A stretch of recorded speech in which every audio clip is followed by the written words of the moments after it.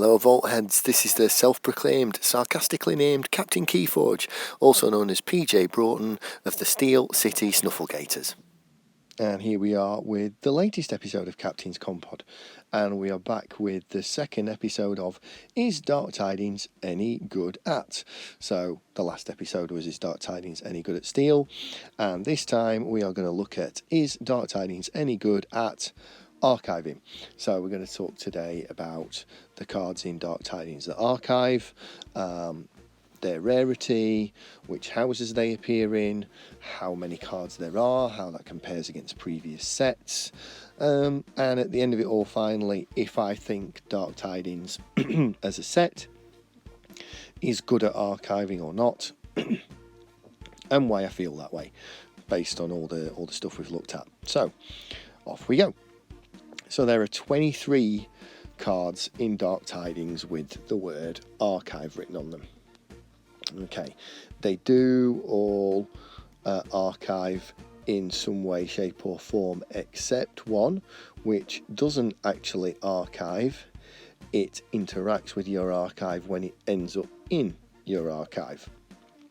Okay, so only actually 22 cards that do archiving specifically, but yeah, 23 cards with the word archive. Okay, so of those 23, 11 are new cards and 12 are reprinted cards. Okay, so about half and half. Expect when you're playing this game to see cards that archive that you've never seen before up until this set. They're going to be there. You're going to come up against them. You're going to get to play with them, which is, yeah, it's a good thing to see. So again, nice sort of even split. Can't argue with that. Okay, just as I said last time, 429 cards in Dark Tidings. Which when you've got 23 cards that archive gives you about 5% of the cards. So 5 out of every 100 archive in some way, shape or form. So now we will go on to the house split. Okay, there are two houses in this set that have no archive cards. They are Saurian and Untamed. They both have a big fat 0, but again, it's not really what they do, it's not what they're looking for, so it's not much of a surprise. Then we have Star Alliance, Sanctum and Shadows, all of whom have 1. Okay, Shadows is an action, say for sorry, play choose 1, archive any number of friendly creatures from play, or do something else that's not archive related, so I'm not going to bother reading it. The Star Alliance one is Away Team. Destroyed, put each upgrade on Away Team into its owner's archives, but not Away Team. So just the upgrades. Okay, and then we've also got the Sanctum one, which is a reprint, Epic Quest. When you play it as an artifact, you archive all night creatures from play, and as an Omni ability, you can trigger it to forge your key for free if you've played 7 Sanctum cards that turn. Okay, then you've got House Unfathomable with 2 cards. Now these cards archive themselves. So one is Portal, action, Amber Pip, play. If the tide is high, archive Portal. Otherwise raise the tide. And the other one is a power 3 creature with hazardous 4, Skyphos. Destroyed if the tide is high, archive Skyphos. So the 2 Unfathomable cards archive themselves. So of those cards, you've got 2 that archive from play. All 3 either archive from play or archive themselves. Okay, so yeah, they don't archive from hand or discard. Then you've got left over 18 logos cards. Right, it's not a surprise. Logos are better at archiving than everything else. So you've got Star Alliance cards that archives upgrades from play that are on it, a Sanctum card that archives creatures from play, a Shadows card that archives creatures from play, 2 Unfathomable cards that archive themselves, and then you've got 18 logos cards. Okay, so now we'll look at the rarity of these 23 cards, 22 of which actually do perform archiving. Okay, so we have 2, okay, that are 1, right? We have Evil Twin and Fixed Rarity. So there's 1 Evil Twin that archives and 1 Fixed Rarity card that archive. Then we have Common. there are 4 common cards that archive. I'd have liked that to have been higher. Then we move on to uncommon with 8. There are 8 uncommon cards with archive on them. And most of all, there are 9 cards that are rare that archive. Okay. Quarter, Worlds Collide, Mass Mutation all have 5 common cards with the word archive on them. Age of Ascension had 12. So that 4 at common is a little bit disappointing. So, is Dark Tidings bad at selected archiving? I.e. archiving where you get to choose the cards. Okay, now there are 6 total that do that. Okay, and of those 6 total as well that do it, only 2 of them do it from hand. Ed-Eye is one of them at common. Play, archive a card. Your opponent's keys cost +1 for each card within your archive. We've all seen Ed-Eye before. I mean, it's a very good creature. I'm glad to see it at common. Happy with that one. Okay, and then we've also got archiving out of hand, Binary Moray. So yeah, that archives out of hand as well. After you raise the tide, ready Binary Moray. After your opponent raises the tide, exhaust Binary Moray, reap, archive a card.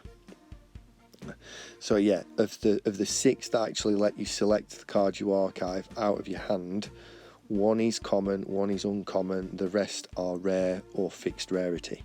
So again, the ability to archive out of your hand in Dark Tidings is virtually non-existent. So the next question I'm going to answer is, Dark Tidings any good at archiving multiple cards in one go with the use of 1 card or 1 action? Now, there are actually 3 cards in Dark Tidings that allow you to do that. Vellum, which is a fixed rarity card. It is a creature, power 2, no elusive, reap. Archive a card if you control hide. Archive 2 cards instead. So if you've got hide down on the field, doesn't have to be ready either, just down, you can archive 2 cards from your hand, choosing what they are, or you can just archive 1 if Vellum's there. It's also a scientist, so it would tie in with Rooftop Laboratory if you get that. Another one that archives 2 cards is action, no Amber Pip, forgive or forget. Play, choose 1, archive 2 cards of different types from your discard pile. Purge up to 2 cards from each discard pile. Okay, so that's another one. And there are 3 just from logos that archive multiple. The third one is Eureka. That's a reprint. Alpha, play again 2 Amber, archive 2 random cards. So also as well, the Shadows card that's in there does archive multiple, but it takes them out of play. Epic Quest is the same. Again, it archives multiple, but it takes them out of play. The Star Alliance 1 away team archives multiple. So there are 3 from logos, and there are 1 from 3 other houses. So it is pretty good at archiving multiple cards. I couldn't find a set that had more than 1 card, or at least more than 1 of those 3 cards. So I think it's good at that. So now we'll look at the cards that archive from each set by the numbers and see which came in bottom and which came in top. So last of all is Call of the Archons. Call of the Archons has 19 cards that archive. Yeah, I mean, everybody plays Call of the Archons. Call of the Archons is a good set. People are still buying Call of the Archons. There are more Call of the Archons out there than anything else. It's definitely a respected set. I kind of maybe been a little bit surprised at that, but so be it. It's still a good set called the Archons. At joint third, so tied for third, are Worlds Collide with 23 and Dark Tidings with 23. So Dark Tidings is, depending on your viewpoint, joint third or joint fourth. The Olympics would call it joint third. Yeah, there are one set that's got the same amount as Dark Tidings and two sets that have got more archive cards than Dark Tidings. So yeah, Worlds Collide and Dark Tidings 23. Then you move on to second place, Mass Mutation with 26 cards that archive. So that is a good number. I mean, this possibly would have looked like power creep if it wasn't for what came top, which obviously, you know, you've worked out what's come top already. But yeah, 26 cards in Mass Mutation, putting it second in archiving was not a bad thing to see for that set. And then top of the shop with 30 cards that archive is Age of Ascension. I mean, that's maybe a little bit surprising, because you know, seeing Age of Ascension come top of something, it's not necessarily what you always expect to see. But most of the experienced players will say with Age of Ascension, they're very, very good decks, are very, very good indeed. It's just there aren't many of them compared to the other sets. So yeah, so do I think that Dark Tidings is good at archiving? I'm going to say no, because it's not good at archiving what you want, and at common there aren't that many archive cards. There's only one common archive card that lets you actually choose what you want out of your hand, which, you know, is not far from an ideal situation. So for me, it's a no. I'll certainly say this: in the right deck, you may be able to pull off some great stuff with Ed Eyes and Binary Mores. Backup plan, which lets you archive the top card in your deck for every creature that your opponent has more than you is good. But yeah, no. Random archiving a bit more, because this set does seem to be decent at random archiving. Not bad, decent. I mean, again, by the number of cards, Worlds Collide had as many, Mass Mutation had more, AOA had more. So yeah, I wasn't really looking to say no, but just because of the fact that you cannot archive cards out of hand particularly easily, there are not many common archive cards, so the chances of seeing archive cards within your deck are a lot more minimal than possibly in other sets. That is why I'm saying no. There will be decks out there that are absolutely stellar at archiving, and there'll be decks out there that are really, really good at archiving at random. But if you're looking to archive specific stuff and that's your play style, I'm not sure how well you're going to do in Dark Tidings finding that deck for yourself. So yeah, we're here again. Love to hear your thoughts. Do you disagree? Do you agree? Why do you agree? Why do you disagree? Do you think I'm being harsh? Do you think I'm being fair? You can get in touch and comment on YouTube, Facebook, Twitter, email. So yeah, love to know what you think. You know, feel free to say yes, say no, say why. Love to hear it. If you're watching on YouTube, feel free to like the video. If you're listening to the podcast, feel free to follow the podcast on whichever app you're using.